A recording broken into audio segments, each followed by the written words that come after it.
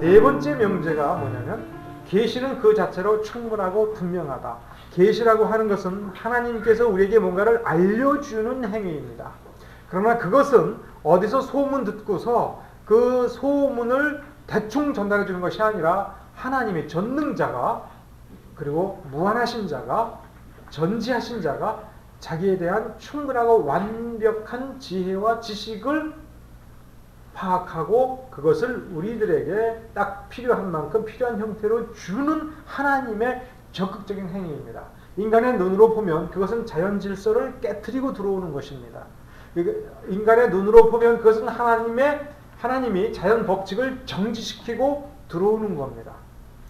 이적을 통해서, 이적이라고 하는 것은 언뜻 인간의 눈에 보기에는 자연 법칙이 깨지는 겁니다. 죽은 자가 살아난다든가 문둥병자가 없던 것처럼 완벽해지고 하얘진다는 것. 이것 자체가 인간이 보고 인간이 살고 인간과 함께하는 자연 법칙이 깨어지는 듯이 보이고 있습니다. 그런데 그것은 그만큼 우리에게 뭔가를 계시해 주기 위한 것은 하나님이 적극적으로 우리에게 자기의 전능한 능력을 쏟아붓는 것이기 때문에 그런 점에서 그것은 완벽한 것입니다. 그런 점에서 계시는 우리에게 하나님이 명백하게 보여주고자 하는 의도가 있기 때문에 명백하고 자명한 것입니다. 그 자체로 자명한 것입니다. 만일 그것이 명백해지도록 증명하기 위해서 계시 이외의 것이 필요하다면 그것은 더 이상 하나님의 전능하시고 무한한 행위가 아닌 겁니다. 따라서 어떤 형태로든 일반 계시로든 특별 계시든 그것은 그 본래 목적, 그 계시의 목적을 달성하기 위해서 가장 완벽한 것이고 가장 충분한 것입니다. 그러니까 자연 계시는 불충분하기 때문에 우리가 자연 계시를 이해 못하는 게 아닙니다. 자연 계시가 불충분하다는 것은 다른 이유 때문에 그렇게 얘기하는 겁니다. 자연 계시는 그 계시를 준 하나님의 그 계시 목적을 충분히 이행하고 있는 겁니다. 문제는 우리가 죄로 인하여 총명이 어두워졌기 때문에 자연 계시가 그게 무슨 뜻인지 우리가 알아보지 못할 뿐입니다. 문제는 우리한테 있었습니다.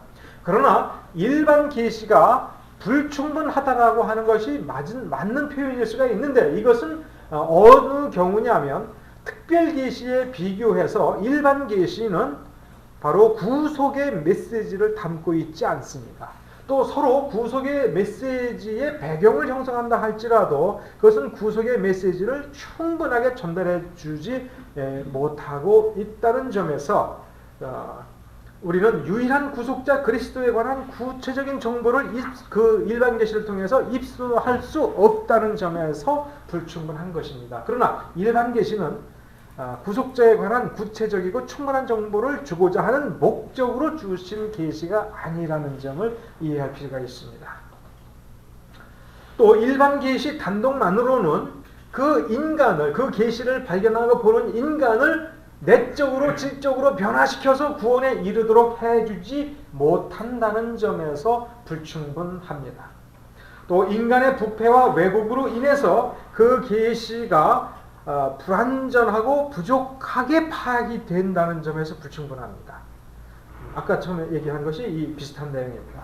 또 일반 계시 속에는 그 인간의 타락할 때에 이 오류가 조금 뒤덮이게 되어 있습니다. 하나님의 섭리로 인해서 완벽하게 파괴되지 않도록은 하셨지만 이것이 무질서와 그 오류가 뒤덮여서 인간이 볼 때에 또 아무리 완벽한 눈을 가졌다 할지라도 그 속에 있는 일반 계시를 완벽하게 해석해낼 수가 없다는 점에서 그 본래 가졌던 그 계시 정보를 인간에게 전달해주지 못한다는 점에서도 불완전하고 불충분합니다. 이제 특별 계시를 봅시다. 자, 특별 계시는 첫 번째 명제는 뭐냐면 특별 계시는 반드시 필요하다. 특별 계시는 자, 특별히 무슨 뜻이겠습니까? 이거는 저희 내용에 없는데 특별 계시가 그게 무슨 뜻입니까? 좋은 뜻입니까? 나쁜 뜻입니까? 좋은 뜻이죠. 특별히 뭐 해준다니까. 너만 특별히 사랑해준다. 그러면 기분 좋아요. 좋은 거예요. 다른 사람한테 안 주는데 나만 특별대로 해준다니까. 그러니까 그런 점에서 특별은 좋은 겁니다. 그런데 이렇게 생각해 봅시다. 특별한 사랑을 선생님이 학생한테 특별한 사랑을 베풀어요. 자, 너만 특별히 남아서 나머지 공부하고 가자. 자, 너 보니까 구구단 못 외워. 힘들지? 오늘 남아. 나하고 같이 공부하자. 그래가지고 선생님이 1대1로 해가지도록 그 아이하고 구구단을 연습을 같이 했습니다. 자, 이게 좋은 겁니까? 나쁜 겁니까? 일단은 좋은 거예요. 너 못하는 거 그냥 내버려 두고 그냥 너 뭐 대충 살아라. 너 내가 보니까 글른 인생이다. 이렇게 포기해버릴 수도 있지만 야, 선생님 심정에서 난 너 포기 못하겠다. 자, 우리 최대한 해볼 수 있는 데까지 해보자. 내가 도와줄게. 이 특별한 사랑이라는 점에서는 굉장히 좋아요. 근데 원인은 굉장히 나쁜 거죠. 예, 거기서 제일 좋은 건 뭐냐면 그런 특별한 관리가 필요 없어도 알아서 진도를 잘 따라가고 시험 봤다 100점 맞으면 뭐 이렇게 특별히 나머지 공부 안 해도 특별한 사랑이 계속 부어지겠죠. 선생님의 기대도 한 몸에 받고. 자, 그러면 특별 계시라고 하는 것은 일반 계시가 충분하지만 구속자 예수 그리스도에 관한 정보가 불충분하고 이 일반 계시, 자연 계시를 통해서는 구속에 이를 만한 변화를 일으켜주지 못하고 또 일반 계시 안에 있는 정보를 특별히 그 죄와 그 오류로 인해서 파악이 안 되니까 쉽게 말하면 야, 넌 나머지 공부 좀 하자.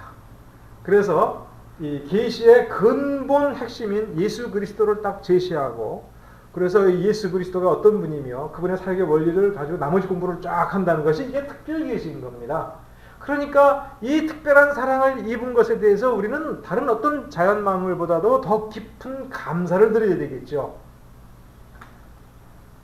그러나 특별 계시가 필요하다는 것에는 죄가 끼어 들어가 있는 겁니다. 구속이 필요하다는 것이 무엇 때문에? 그 전제가 뭐예요? 구속이 필요하다. 전제는 죄 지었다 이거예요. 또 이 구원이 구속이 인간의 성취가 아니라 인간의 성취는 아무 소용이 없어서 100% 하나님께서 완성해서 제공해 주셨다라고 하는 점에서 이걸 은혜라고 하잖아요. 은혜라고 하는 것은 그러니까 뭘 전제하는 겁니까? 우리 같은 문법을 해보면 인간의 전적인 무능력을 전제하는 겁니다. 하나님께서 그렇게 인정하신 거예요. 너는 전적으로 무능력해서 내가 100% 해줘야겠다. 다시 말하면 이런 겁니다. 낙제했어요. 재시험 기회를 주겠다고 선생님이 얘기한 거예요. 너만 특별히. 그런데 선생님이 딱 오더니 야, 아무도 안 보는데 야, 내가 대신 써줄게. 1번 문제서부터 마지막 문제까지 내가 정답 대신 써줄게. 너 그냥 가. 그렇게 해가지고 그 낙제를 면해가지고 진급을 했어요. 특별한 사랑을 받은 거죠. 이 사람 죽을 때까지 아마 그 일 못 잊을 겁니다. 그렇죠? 내가 그렇게 해서 초등학교 졸업했다. 혹은 내가 그렇게 해서 고등학교 졸업했다. 생각해 보십시오. 그러나 그것은 그 인간이 그만큼 무능하다라고 하는 것을 전제해버리는 겁니다. 그러니까 이 특별 계시가 인간의 죄 때문에 전적으로 그리고 반드시 필요하게 된 겁니다. 그래서 하나님의 뜻대로 하나님에게로 우리를 바르고 정확하게 인도할 완벽하게 더 좋은 조력자, 즉 말씀의 빛을 우리에게 더해 주셨는데 이게 바로 특별 계시입니다. 그런 점에서 그 특별 계시가 인격화되고 인간의 몸을 입고 온 것이 바로 예수 그리스도라는 점에서 특별 계시의 핵심은 예수 그리스도입니다. 그래서 특별 계시 그 자체는 곧 예수 그리스도라고 보면 되는 겁니다. 예수 그리스도가 오기 이전에 특별 계시가 분명히 존재했는데 그것은 육신으로 오시기 이전에 말씀이신 그분이 자기를 알려주고 나중에 하다 안 돼가지고 마지막 컬미네이션 정점에서 자기가 등장을 해버리신 겁니다. 그리고 떠나실 때에 성령님을 통해서 자기 자신을 다시 문자로 다시 옮겨 놓도록 허락을 하신 겁니다.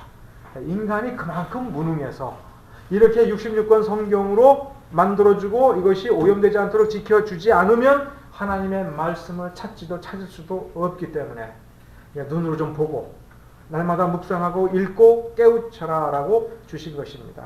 이 성경 말씀 그리고 예수 그리스도를 통해서 볼 때에 우리는 하나님이 자기 백성 즉 교회를 가르치기 위해서 친히 하나님이 자기 자신의 입술을 여셨다라고 하는 걸 우리가 발견할 수가 있고 또 어떤 하나님을 경배했는지를 비로소 거기서 알 수 있는 겁니다. 일반 계시를 통해서는 그것을 알 수가 없습니다. 그러니까 먼저 얘기한다면 이 특별 계시 없이, 그리고 특별 계시에 충분하고 완전한 도움 없이 자연 계시, 일반 계시만 가지고 종교를 세우게 되면 거기에서 나오는 것이 우상 숭배입니다.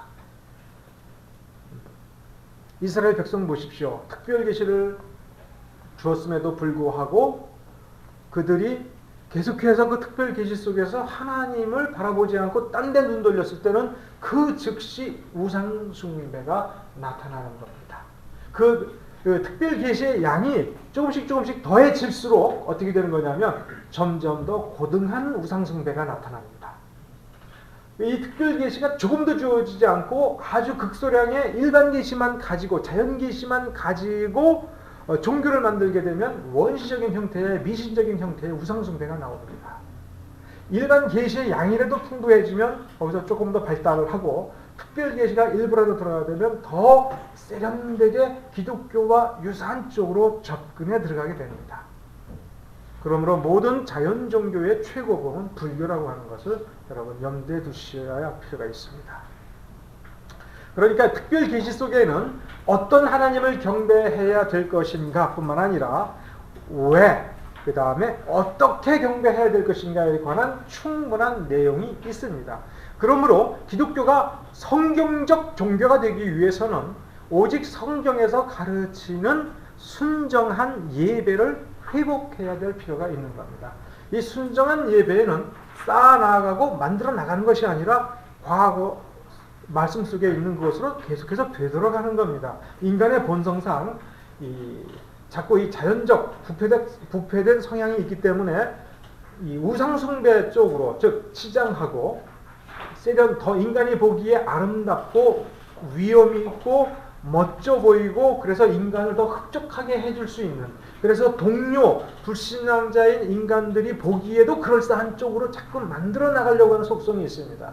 그래서 말씀을 발견했을 때 계속해서 그 인위적인 요소, 우상숭배적인 요소들을 계속해서 제거해 나가는 작업이 필요한데, 이것이 개인의 차원에 있어서의 인격적인 종교 개혁인 것입니다. 리포메이션이 그겁니다. 자, 특별 계시가 필요한 이유를 생각해 봅시다. 첫째, 우리 구속에 관한 특별한 내용, 그 다음에 예수 그리스도에 관한 특별한 내용이 있기 때문에 그렇습니다. 또 그리고 특별 계시는 하나님을 인식할 수 있는, 그리고 하나님이 주신 바르고 확실한 징표들입니다. 이 특별 계시를 통해서 비로소 우리는 하나님을 인식할 수가 있는 것입니다. 그러니까 하나님이 어떤 분이다라고 하면서 그분이 가지고 있는 징표 사인들을 이 특별 계시에서 우리가 가르쳐 주기 때문에 그 사인들을 보고서 그 징후들을 찾아서 우리는 하나님을 향하여 우리 얼굴을 돌리고 시선을 돌릴 수가 있게 되는 겁니다. 또 이 특별 계시를 통해서 인간은 자신의 죄로 인한 어둠과 어리석음을 몰아내고 하나님을 더욱 명료하게 바라볼 수 있게 되는 것입니다. 그러므로 우리가 날마다 말씀을 묵상하는 것은 그 묵상하면서 뭔가 깨달아서 좋은 것이 아니라 그 묵상을 매일매일 함으로써 거기에서 우리가 깨달음을 쌓아 나갈수록 우리 속에 있는 어둠, 죄로 인한 얼룩을 씻어낼 수 있게 되는 것입니다. 그래서 우리는 날마다 말씀을 묵상할 필요가 있는 것입니다. 아니라 이 말씀의 빛이 없이, 특별 계시의 해석 없이 하나님을 추구하고 찾게 되면 반드시 공허함과 오류에 빠져서 무익한 방황에서 헤어나지 못하게 된다는 사실을 깨달아야 됩니다. 또한 특별 계시가 필요한 이유는 특별히 성도들을 교회로 모으기 위해서입니다. 특별 계시가 우리를 이 경우에는 뭐라고 얘기하냐면 진리라고 얘기합니다. 진리라고 하는 것은 구원이 예수 안에 있다라고 하는 것이 1차적으로 인간에게 필요한 진리이지만 이것이 다가 아닙니다. 성경 통해서 우리에게 하나님은 어떤 분이며 우리를 향하신 계획이 무엇이며 우리가 우리의 삶의 자리에서 어떻게 하루하루를 살 것인가에 관하여 매일매일 발견해야 될 진리들이 있습니다. 그것을 통해서 성도들이 또 그 일은 개인이 혹은 영웅이 할 수 있는 일이 아니라 모든 성도들이 모여서 그 시대의 성도들이 함께 해야 될 사명이 있고 일들이 있습니다. 그것을 함께 하기 위해서 성도들이 모여야 되는데 이들이 함께 성도인지를 확인하고 함께 하기 위한 징표요 표징이 또한 이 특별계시 곧 말씀인 것입니다.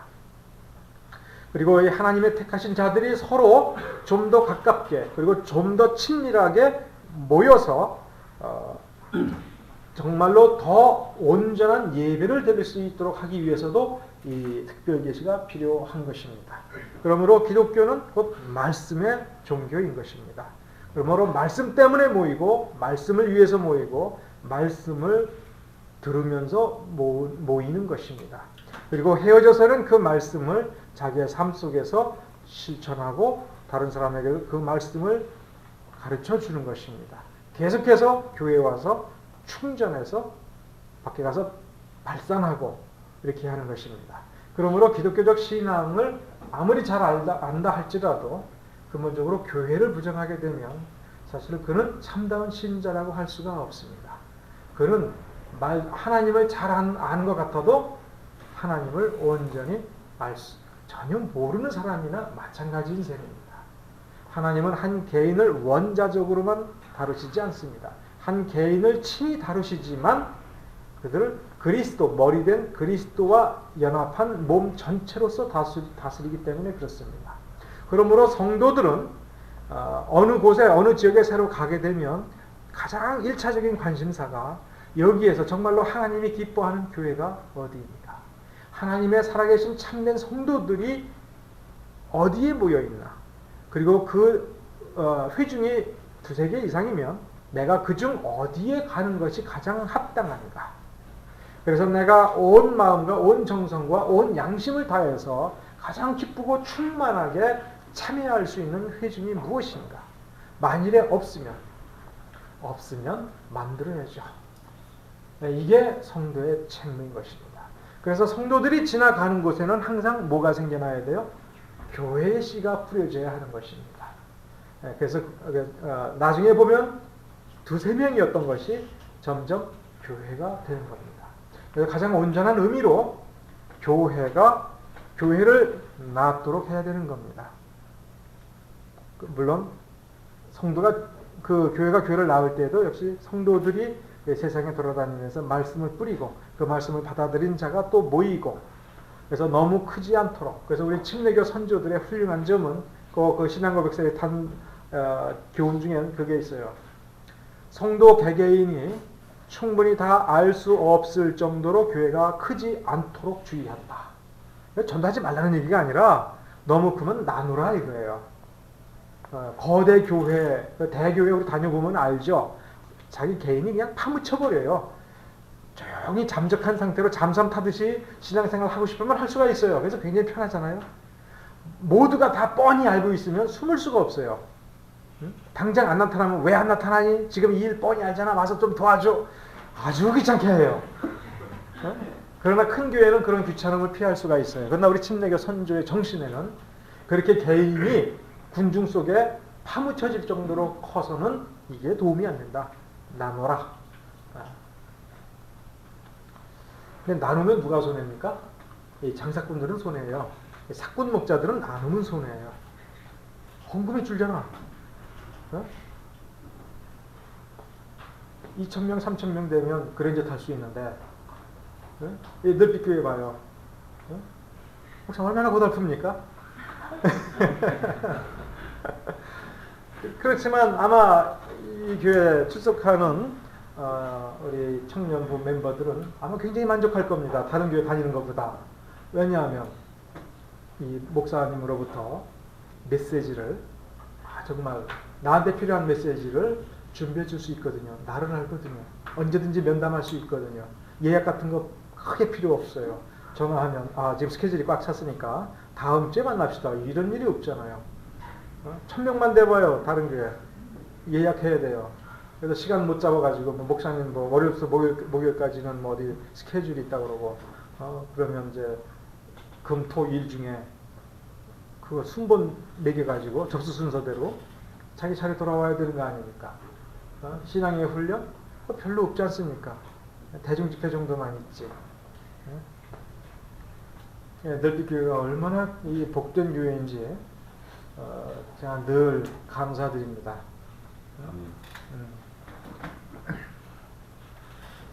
자, 계시의 목적은 이게 참 또 중요한 내용입니다. 하나님께서 인간에게 특별 계시를 준 목적은 하나님이 무한자가 유한자 속에 들어와서 거하기 위한 것입니다. 내가 특별 계시를 받았다는 것은 하나님께서 나한테 무슨 특별한 정보를 주었을 뿐만 아니라 그가 나와 함께 하는 겁니다. 예를 들어서 예수님을 뭐라고 부르셨습니까? 요한복음에서 말씀이라고 했지 않습니까? 육신을 입고 세상에 왔을 때 우리 가운데 거하게 된 것입니다. 그가 문자의 옷을 입고 우리 가운데 성경으로 있다는 것은 이제 아무나 원한다면 뻗어서 그분을 잡을 수 있다는 겁니다. 이 말씀 속에 글자와 책을 잡은 것이 아니라 바로 자기의식, 하나님의 자기의식을 접하게 되는 겁니다. 그래서 말씀을 계속 읽으면서 우리는 그야말로 영혼과 유한,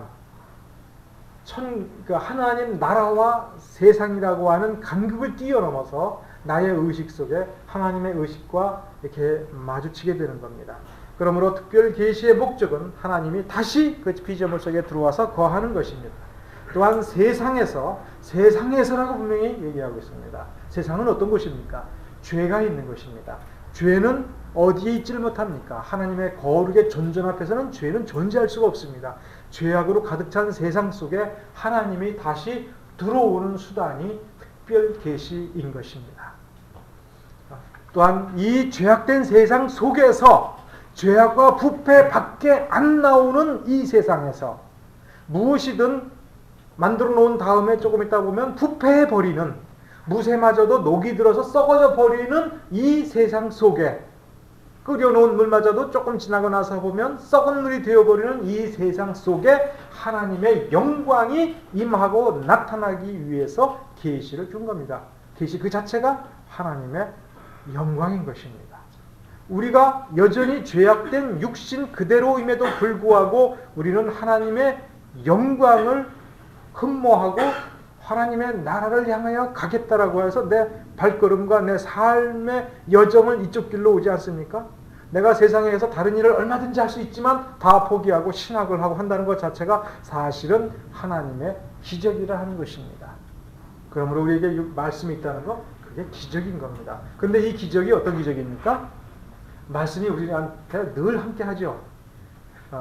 그러니까 귀찮은 사람은 집에 한 권, 도서관에 한 권, 그 다음에 컴퓨터에도 성경 프로그램, 그 다음에 조그만 가방 속에는 조그만 쪽보고 같은 거 딱 집어넣고 이렇게 된다는 것 자체 지속적인 기적입니다. 이게 너무나 지속적인 기적이니까 늘 반복이 되는 것은 평범한 일로 여겨버리죠. 인간의 습성상으로.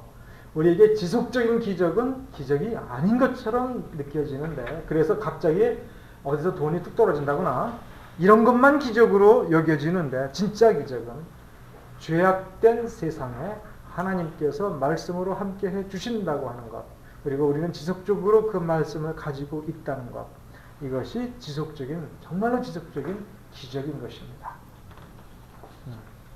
더군다나 영어시험 보고 수학시험 봐서 100점 맞은 적도 별로 없는 우리가 이 놀라운 기적을 읽고 깨우친다는 거예요. 이 놀라운 거예요. 세상에서 유명한 대학에서 박사학위 받은 철학자도 깨우치지 못하고 이리저리 못 믿겠다고 면도칼로 막 찢어버리는데 우리는 너무 감사하게 읽는다는 것.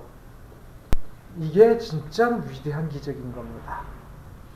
자, 그래서 특별 계시와 일반 계시의 차이점을 보면, 특별 계시는 역사 속에서 점진적으로 펼쳐지고 발전된다. 이게 특별 계시의 역사, 성경 창세기서부터 신약 성경에 이르기까지 이 언약이 계속 아담 언약, 노아 언약 하면서 계시의 내용이 풍부해지죠. 이게 특별 계시가 발전해 나가는 겁니다. 그래서 신약 성경에는 말씀이신 예수 그리스도를 완전하게 펼쳐서 우리에게 보여주고 있지 않습니까?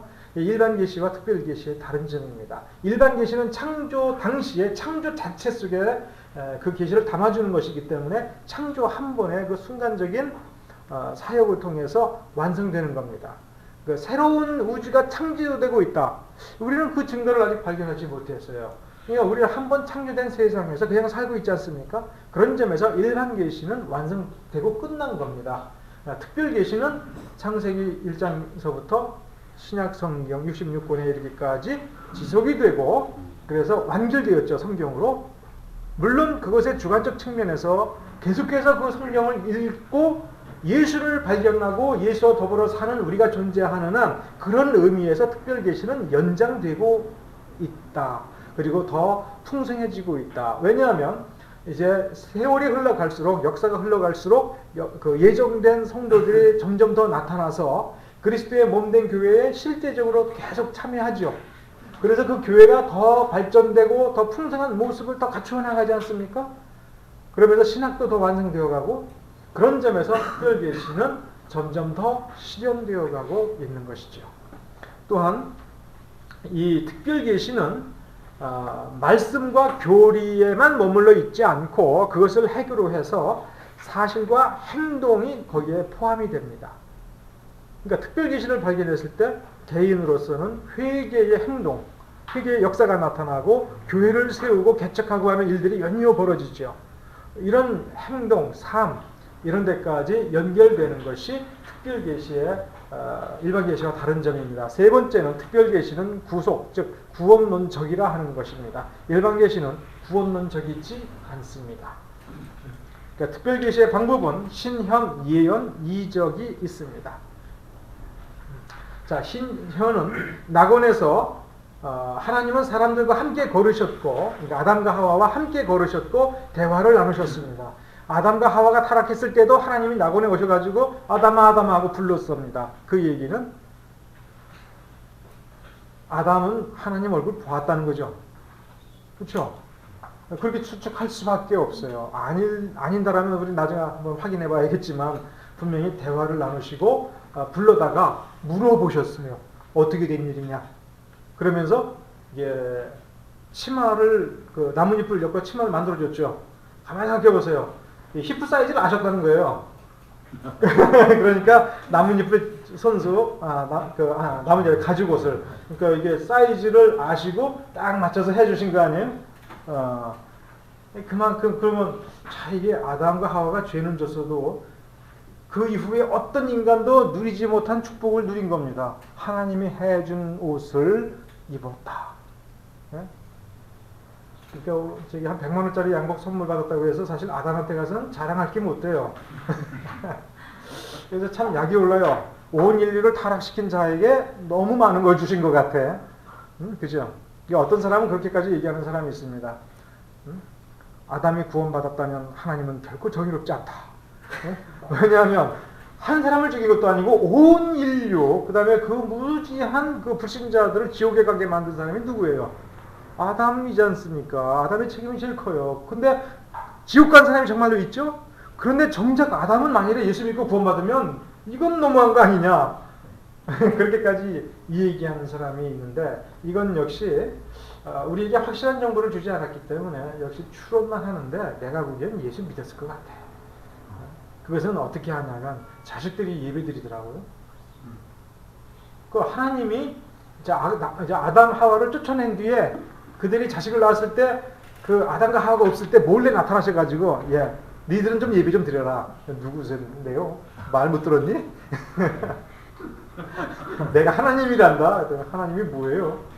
그러면서 붙잡아 앉아봐. 내가 다시 설명할게. 이러면서 설득해가지고 그럼 한번 예배 드려볼게요 해가지고서 자식들이 예배를 드렸겠나?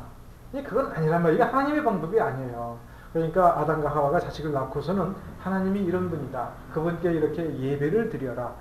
그래서 정말로 합당한 믿음의 예배를 드려야 된다고까지 가르쳐 주었다라고 사실 청교도들은 해석을 합니다. 그래서 가인이 보면은 정말 정성껏 예배를 드렸지만 왜 정성껏이에요? 잘 생각해 보세요. 인간적으로 보면 정성껏이에요. 하나님 보시기에는 아니지만 왜? 가인은 원래 직업이 뭐예요? 뭐 하던 사람이에요? 네? 그가 자기 것 제일 좋은 거를 드린 거죠. 그러니까 그 재물의 질로 하나님 보신 것이 아니라 아벨의 믿음으로 드린 것을 받으셨죠.